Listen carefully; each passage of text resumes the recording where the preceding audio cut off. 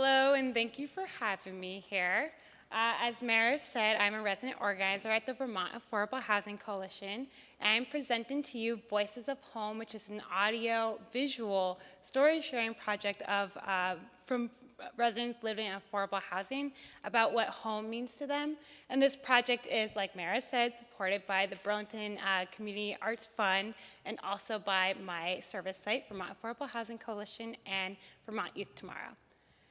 When you think of the word home, what are the images that come to mind? That's one of the questions I ask residents when I sit down with them and talk to them about home. And for them, I'm interviewing a lot of different residents in a lot of different kinds of affordable housing complexes. And it looks different depending on the age and the needs of the residents and what funding sources are available and what organization is kind of building or has created the affordable housing. And so I sit with the residents and meet them where they're at, either in their community room, in their apartment. Some of them come to my office.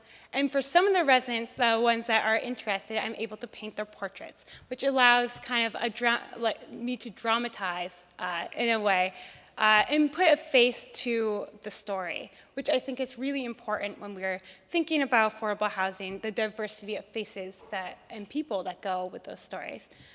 Bunny Beard is one of the people I was able to interview so far. I've interviewed 5, and I keep going. And Bunny Beard was a really awesome candidate. She lives at 3 Cathedral Square, which is in downtown. And for her, affordable housing meant somewhere where her family could visit her. And what it comes down to is when I'm meeting with people from different age groups, from different backgrounds and different buildings, their needs for home ended up being really similar. For instance, so for Bunny, it's a place where her family can visit her, but for James Giro, a resident from Champlain Housing Trust, home means a place where he can feel safe, a place where he is away from the elements, and a place where he can cook his meals. And these are basic human needs, really important things that everyone should have met. But it was interesting to me that people can seem so dissimilar, but have really similar things that they think of when they think of home. Don Lyons is a really great resident that we were able to interview, and he's a resident at Northgate. He's on the board of Northgate, which is awesome, so he's able to participate in his community. And as you can see, he's a crossing guard. And we sat down with Don Lyons for, I don't know, like 40 minutes, and he told us a really kind of straightforward story about what he thought we wanted to hear about affordable housing. And it wasn't until the last maybe minute of our interview when he told us this elaborate story about how when he retired, he biked across the country with just one lung. And so it's just this like powerful process to learn about people. So I've been working with residents at Decker Towers, and we're creating a community network there, or a resident organization. And recently I met with them, and they were very upset about an article in 7 Days that described the change of leadership at in their building. And I asked them kind of what was going on, and they said that their building was described as looming and dark. And so when I talked to them, like, why does this bother you? Like, what would you rather people think? And when I was kind of talking at them, one of the residents wrote in red pen on a piece of paper and held it up above his head, and it was the word stigma.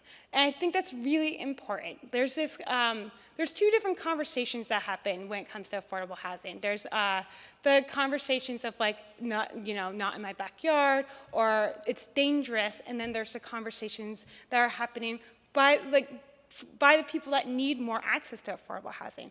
And I was reminded of this article by Dr. Donna Beagle called The Crossing, in which she describes a country where she wasn't given proper access to food or consistent housing. And in the end, she's like, that country's America, and there's 2 different countries within our own United States, and it's really hard to get between the 2. French Brandon is a great resident that I've been able to work with.